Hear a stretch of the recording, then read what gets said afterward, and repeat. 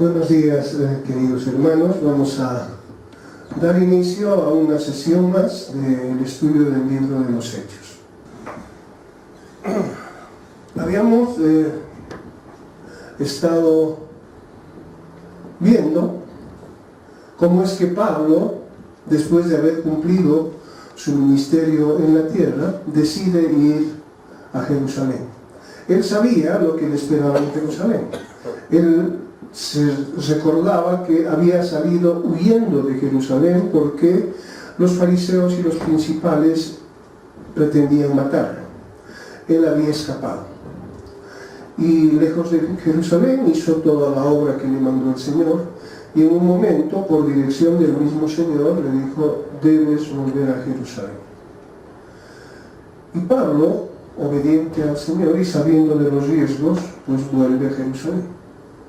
Y los acontecimientos que suceden allá los hemos estudiado, y sucede que apenas llega a Jerusalén, al poco tiempo lo toman preso.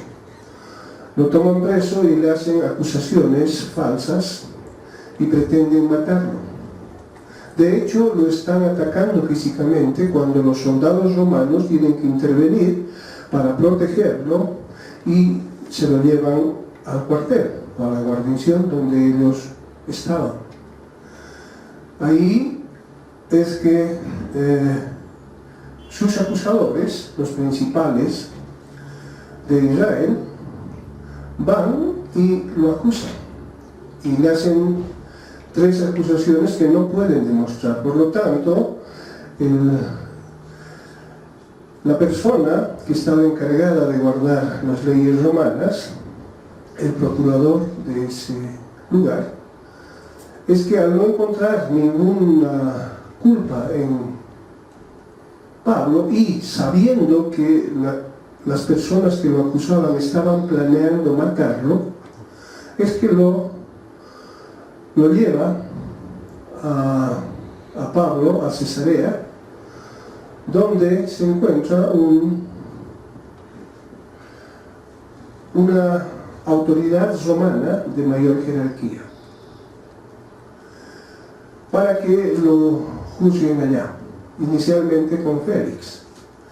Este personaje hace llamar a sus acusadores y los principales judíos contratan una especie de abogado para que se haga cargo de la acusación.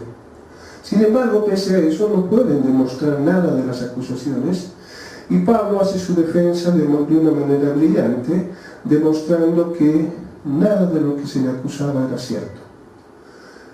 En realidad, en ese momento debería Pablo ser puesto en libertad. Sin embargo, Félix no lo pone en libertad y lo tiene 2 años preso. Cuando cambia la autoridad y va otra autoridad en lugar de Félix, es que esta nueva autoridad tampoco puede encontrar alguna culpa en Pablo y decide enviarlo a Roma a solicitud de Pablo. Pero no sabía cómo escribir los alegatos para enviarlo a Roma, los antecedentes, y por eso aprovecha la visita de un rey, Agripa, que en esos momentos lo visitaba, y le dice: quisiera que tú me des consejo porque tú conoces de las leyes y las tradiciones de los judíos, tú vas a poder entender mejor el caso. Y Agripa, el rey Agripa, dice: bueno, quiero escucharlo. Y lo llevan a Pablo ante el rey Agripa, y Pablo expone su defensa. Pero no solamente Pablo expone su defensa, sino que él empieza a predicarle la palabra de Dios al rey Agripa y a los que estaban ahí. De tal manera que tuvieron que interrumpirlo en esa exposición, y una expresión del rey Agripa es la que nos debe llamar a pensar en aquello. El rey Agripa le dice: Pablo, por poco me convences de ser cristiano. Y eso es un mensaje grande. La palabra de Dios dice que nunca vuelve vacía. La palabra de Dios es tan poderosa que puede transformar a cualquiera, si es que esa persona lo permite. Estamos hablando de una persona del rey Agripa que, como estudiábamos, no vivía de acuerdo a los conceptos morales que se manejaban en el mundo. Él estaba casado con su hermana. Y la hermana había tenido también un pasado, pues, no muy bueno. Entonces, decíamos, en ese momento de enfrentarse Pablo con el rey Agripa, estaban enfrentándose dos maneras diferentes de pensar y de vivir. Y esto lo relacionábamos como el mundo y los cristianos. El mundo juzgando a los cristianos. ¿Acaso no sucede lo mismo ahora? ¿Acaso el mundo no nos está juzgando y está esperando que cometamos cualquier error para estar encima de nosotros? Para tomarlo de excusa, para decir, yo no quiero ser cristiano, no quiero ser como estos hipócritas, porque estos se dicen ser cristianos y un poco más pues son ángeles y todavía pecan igual que nosotros. Y esa es una verdad. Esa es una verdad porque Jesucristo lo dijo, ustedes van a tropezar, van a caer, pero yo voy a estar siempre con ustedes, yo los voy a levantar. La diferencia, decíamos varias veces, entre una persona del mundo y una persona cristiana, la diferencia, porque ambos pecan, la diferencia en ellos es, el mundano disfruta de su pecado. Al cristiano le duele su pecado. El cristiano está tratando, y el mandato de Dios es lucha hasta la sangre contra el pecado. El cristiano está tratando, está luchando internamente para no pecar con la ayuda de Dios. Por eso es que cuando peca, siente como una derrota y le duele. Pero el Señor dice, continúa. Continúa. Esfuérzate y sé valiente. Ese es el mandato. La palabra de Dios, salido de la boca de los cristianos a los del mundo, nos puede convencer. Y sucedía esto con Agripa. Por poco me vuelvo cristiano. Bueno, pero finalmente Agripa, una vez que se aleja de Pablo, suspenden esa entrevista y Agripa comenta con los demás, realmente este hombre no ha cometido ninguna falta. Realmente todo lo que está diciendo está escrito en los libros en los que ellos mismos basan su vivir. Este hombre debería ser puesto en libertad. Y sin embargo, como pidió que sea juzgado en Roma, pues no hay otra que enviarlo a Roma. Y bueno, llega el momento. Llega el momento en que Pablo debe ser enviado a Roma. ¿Y qué dice la palabra? Esto está relatado en el capítulo 27 del libro de los Hechos, el cual vamos a estudiarlo hoy.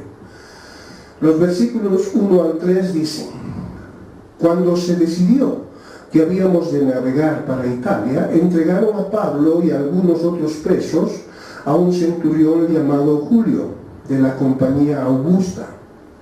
Y embarcándonos en una nave adramitena, que iba a tocar los puertos de Asia, zarpamos, estando con nosotros Aristarco, macedonio de Tesalónica. Al otro día llegamos a Sidón y Julio, tratando humanamente a Pablo, le permitió que fuese a los amigos para ser atendidos por ellos. Dice que llegado el momento de enviarlo a Roma, no encontraron una nave que pueda hacer el trayecto directo desde Cesarea, donde se encontraba, hasta Roma. Por lo tanto, decidieron que el viaje iba a ser en dos partes, en una nave hasta cierto lugar y ahí tomar otra nave que los lleve a Italia. Ahora, Lucas, que es el autor de este libro, dice, nos embarcaron. Y es que acompañaron a Pablo, Lucas y también Aristarco.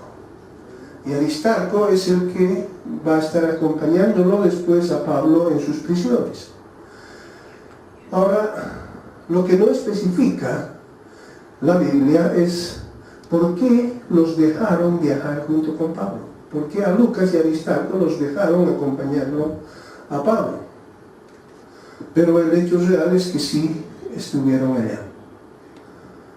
Cuando llegaron a la primera parada, una ciudad llamada Sidón, Julio, dice el encargado de custodiar a Pablo, permitió que otros cristianos, que los cristianos de ese lugar lo atendieran.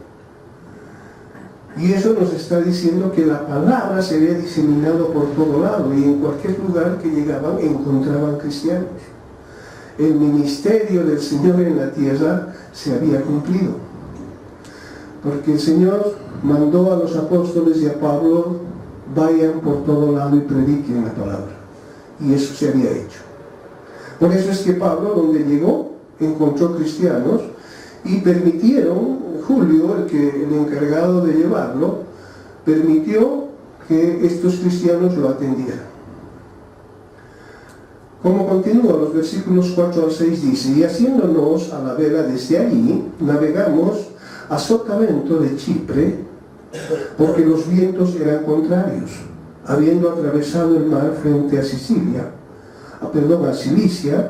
y Panfilia, llegamos a Mira, ciudad de Licia, y hallando allí el centurión, una nave alejandrina que zarpaba para Italia, nos embarcó en ella. Partieron de esa primera parada de Sidón hacia Licia.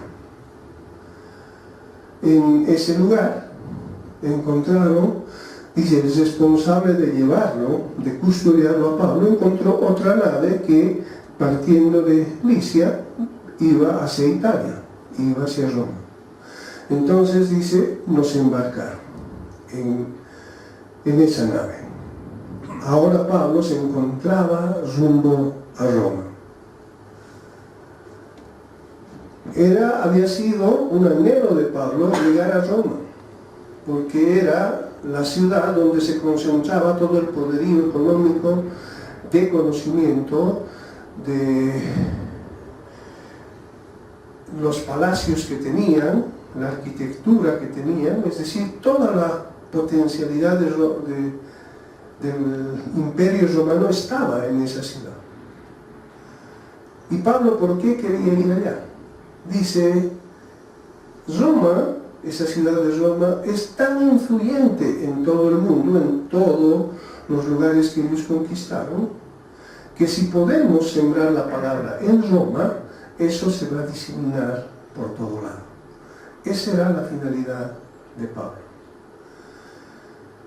En este relato, yo me imagino que un profesional en navegación lo debe entender divinamente. Vamos a encontrar palabras que yo he tratado de traducirlos al español que podemos entender los que no conocemos mucho de navegación. Los versículos 7 al 10 dicen, navegando muchos días despacio y llegando a duras penas frente a Nido, porque nos impedía el viento, navegamos a Sotavento de Creta frente al Salmón, y costeándola con dificultad llegamos a un lugar que llaman Buenos Puertos, cerca del cual estaba la ciudad de Lasea. Y habiendo pasado mucho tiempo y siendo ya peligrosa la navegación por haber pasado ya el ayuno, Pablo les amonestaba, diciéndoles, varones, veo que la navegación va a ser con perjuicio de mucha pérdida, no solo del cargamento de la nave, sino también de nuestras personas. En principio Lucas está relatando y dice, el viaje fue lento, porque teníamos viento en contra. Es decir, dice, tardamos más de lo que estaba planificado. Había pasado el tiempo, y cuando dice porque pasó el ayuno, se debe entender que está haciendo una referencia al tiempo en el que estaban sucediendo estas cosas. El ayuno se realizaba con la celebración del día de la expiación, que era una fiesta tradicional judía, y esto sucedía más o menos a finales de septiembre. Entonces decía, ya había pasado ese tiempo, y en esa región el viaje en mar abierto entre de mediados de septiembre a mediados de noviembre era muy peligroso. Por eso es que los navegantes evitaban viajar en ese tiempo. Y cuando llegaron a este nuevo lugar, Pablo les dice, ya ha pasado mucho tiempo y estamos en un tiempo que es peligroso continuar el viaje. Les está aconsejando y les dice, ¿por qué no esperamos en este lugar a que pase este tiempo y después reanudamos el viaje, porque no vamos a correr peligro?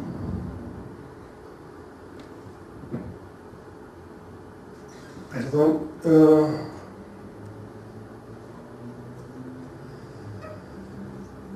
Pero ¿qué pasa con el centurión, con el que estaba a cargo de llevarlo a Pablo? Es a él al que se dirige y no viajemos, nos quedemos acá y cuando pase el peligro, vamos, porque en este tiempo nadie hace viajes, es demasiado peligroso, hay muchos huracanes. Los versos 11 a 13 dice, pero el centurión daba más crédito al piloto y al patrón de la nave que a lo que Pablo decía. Y siendo incómodo el puerto para invernar, la mayoría acordó zarpar también de allí, por si pudiesen arribar a Fenice, puerto de Creta, que mira al noreste y sudeste, e invernar allí.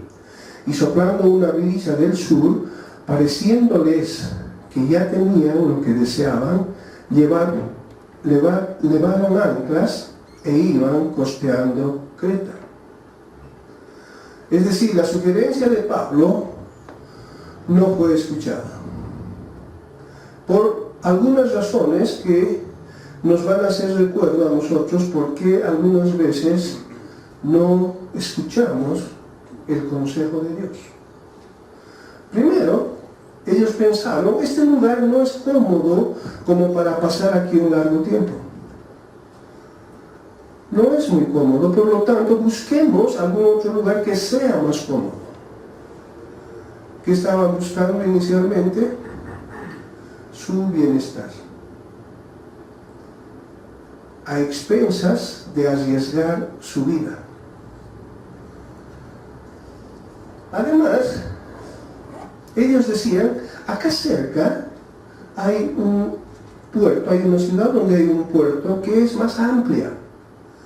Por lo tanto, sabemos que sí, este tiempo es peligroso, pero no vamos a viajar mucha distancia, solo vamos a ir hasta ese puerto. Y ese es un lugar mejor para esperar allí que pase este periodo de tiempo. Sus pensamientos propios. Sabemos del peligro, pero creo que yo puedo afrontarlo y no dejarme influenciar por esto. Ese es el mensaje, eso es lo que nos está diciendo Dios. A veces nosotros somos así. No atendemos las advertencias que nos da Dios porque pensamos que podemos nosotros enfrentar el problema. El Señor nos dice, huyan de las tentaciones juveniles. Y Él sabe por qué nos dice que huyamos. Él sabe que no vamos a poder resistir, pero algunos dicen, no, yo puedo ir, y se atreven.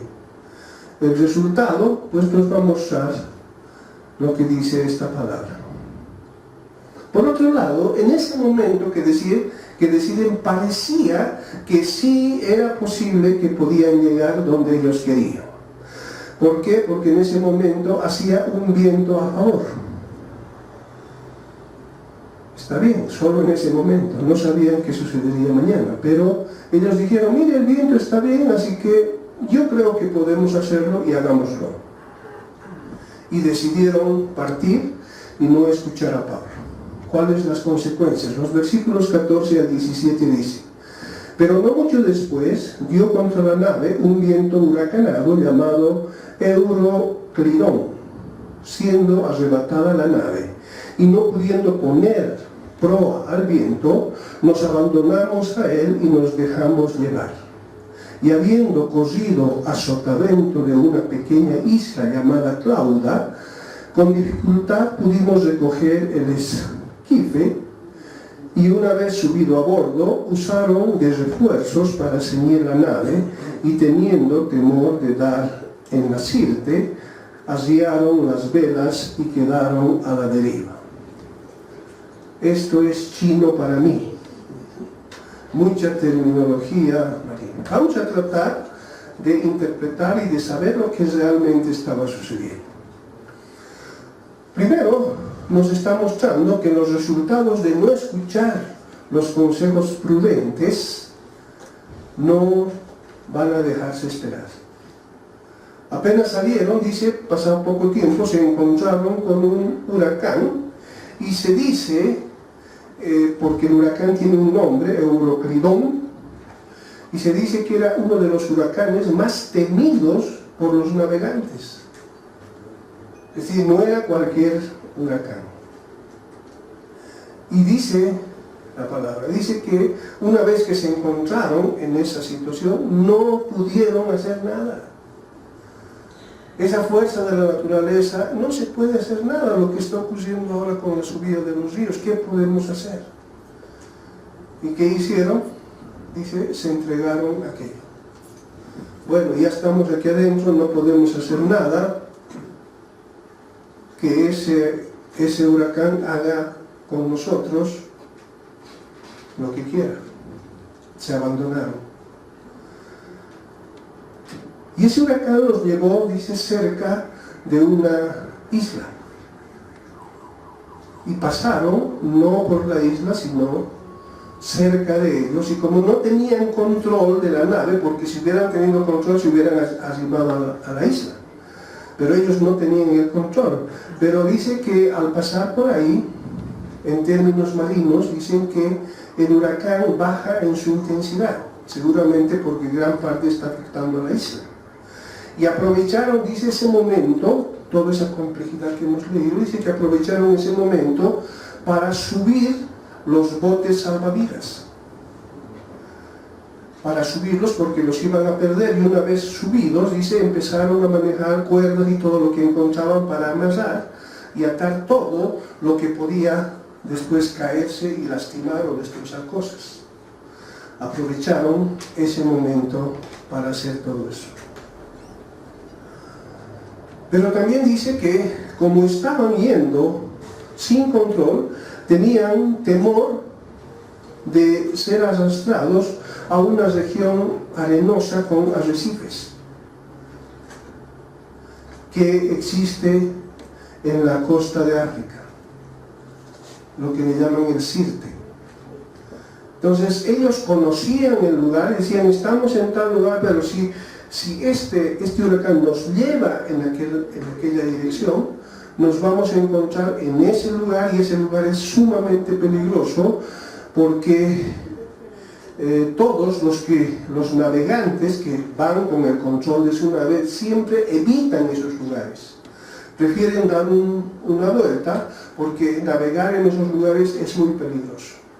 Pero ellos decían, no tenemos control. Si es que nos lleva allá, puede suceder mayores desgracias. Y para evitar aquellos, lo que hicieron es, bajaron las velas, porque con las velas puestas los vientos los podían manejar con mayor firmeza.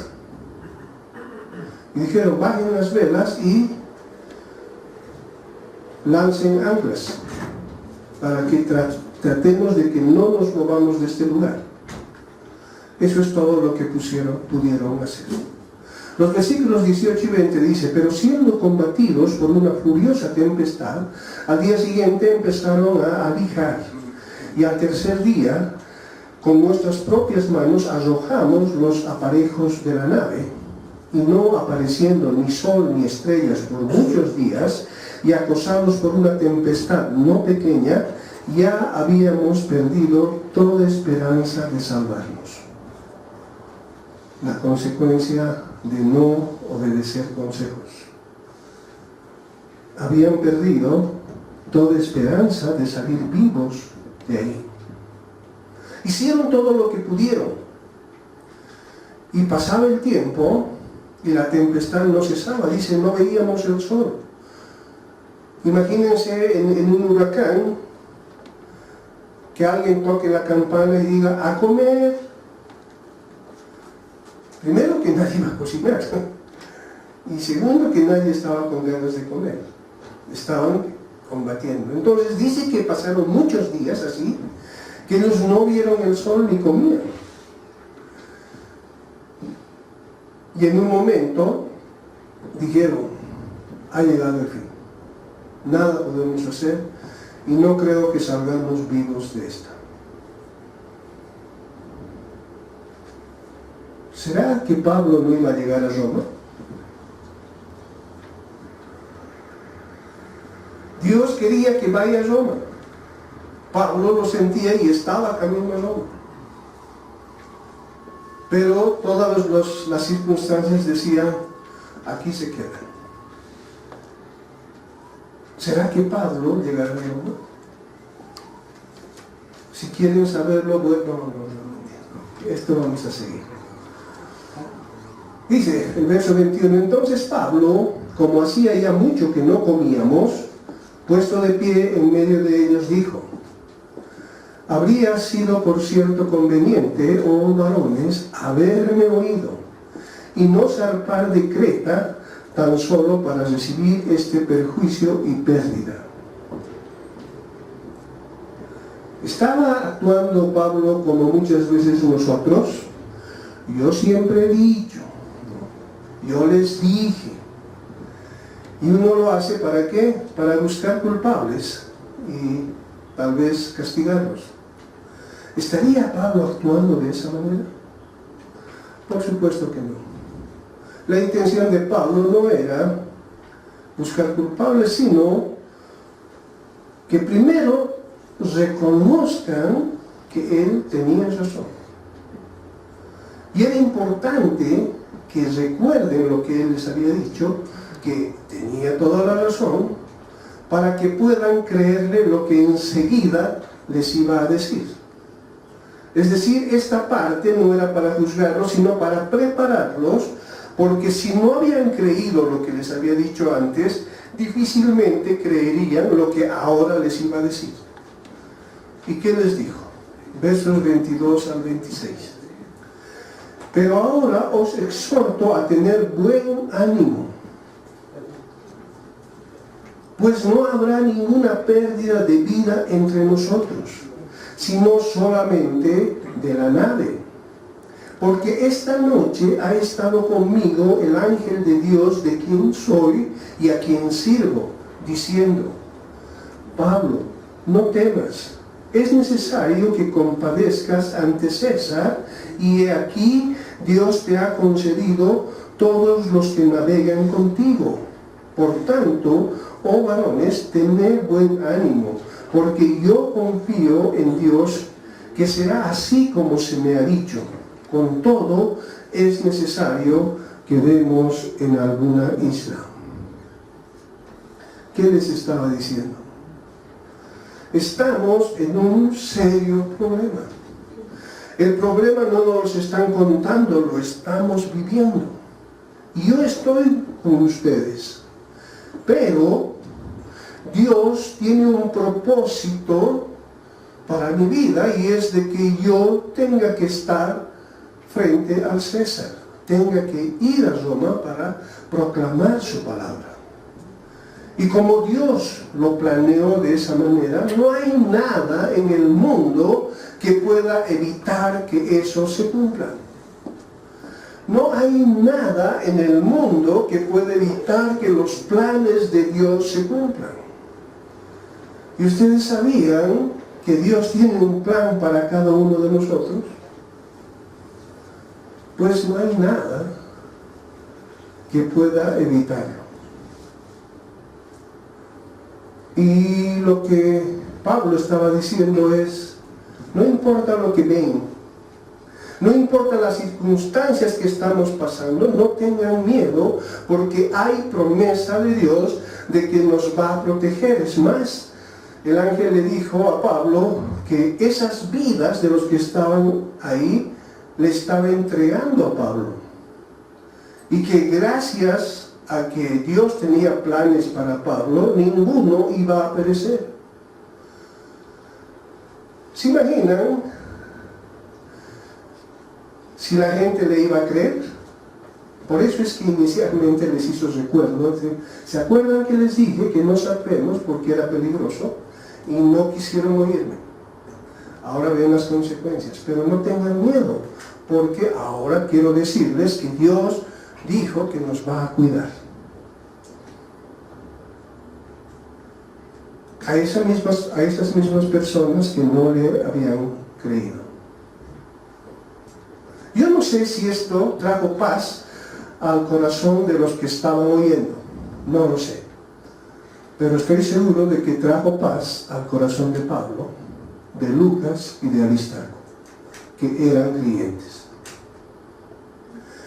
Y eso sigue sucediendo hasta ahora.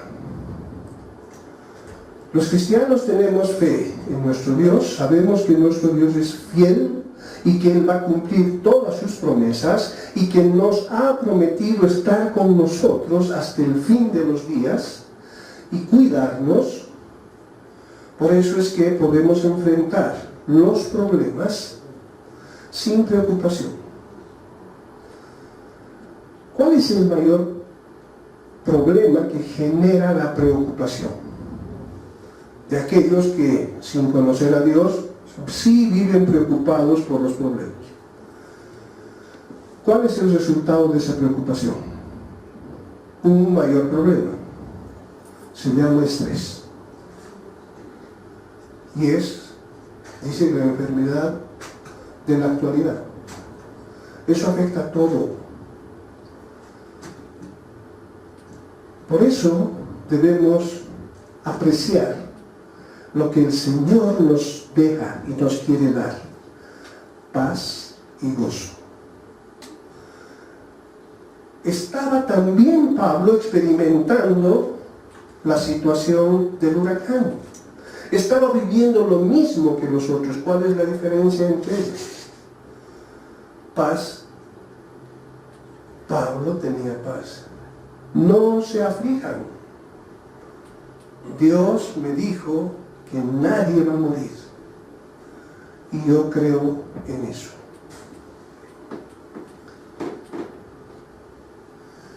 ¿Qué pasa después? Los versículos 27 al 32. Venida la 14ª noche y siendo llevados a través del mar Adriático, a la medianoche los marineros sospecharon que estaban cerca de tierra y echando la sonda hallaron 20 brazas. Y pasando un poco más adelante, volviendo a echar la sonda, hallaron 15 brazas.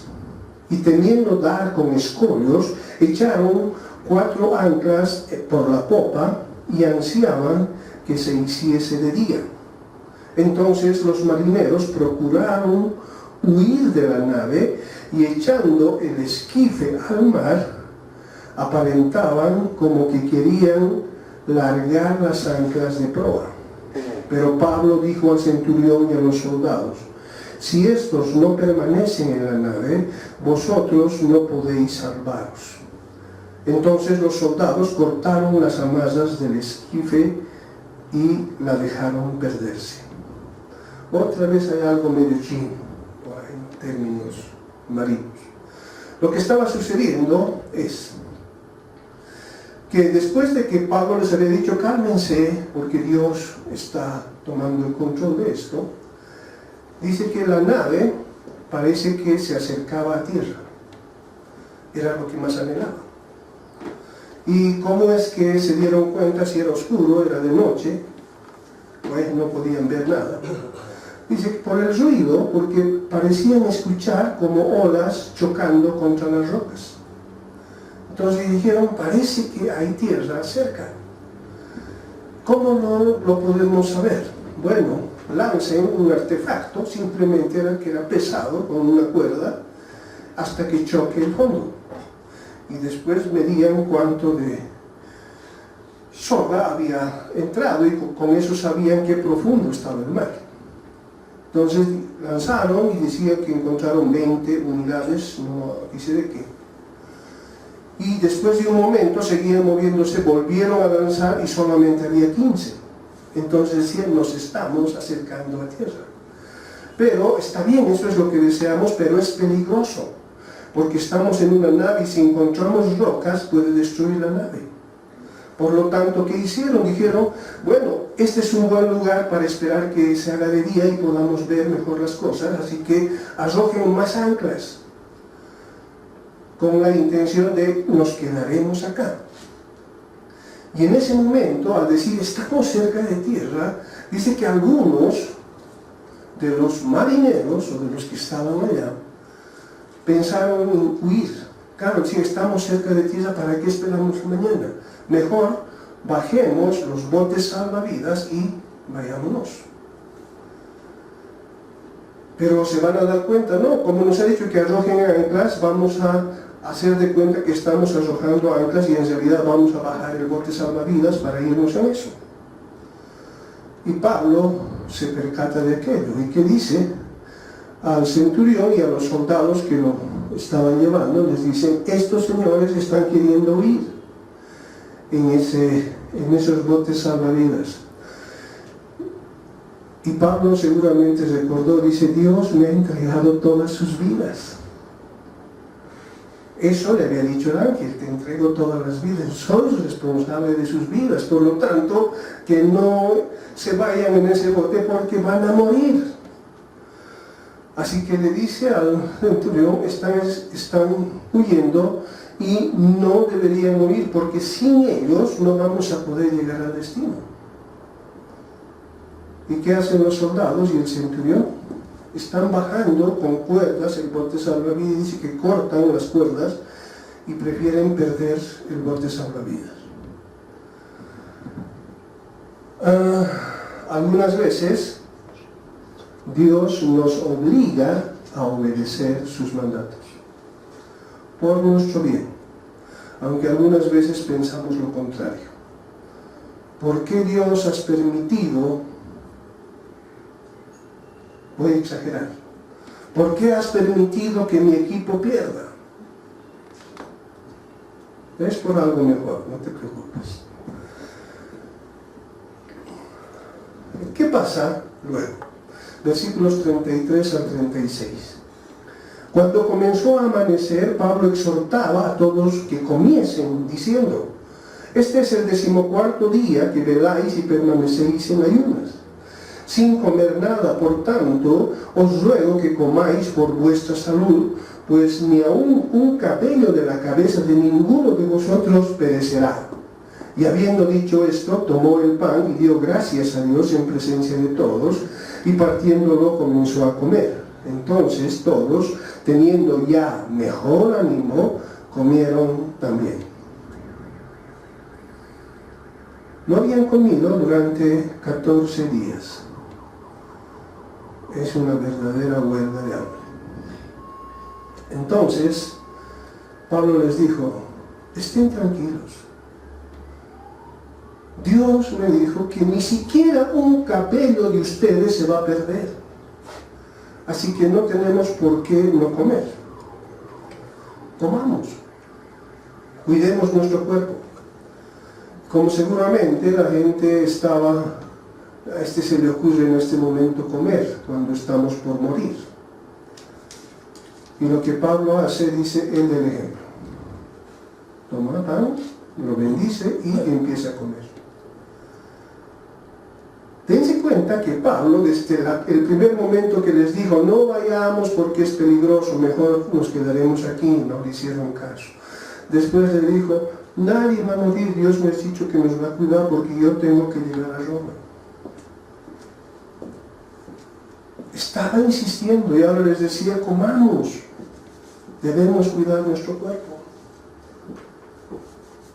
La gente empezó a ceder, empezó a creerle, porque lo que dijo siempre se cumplió.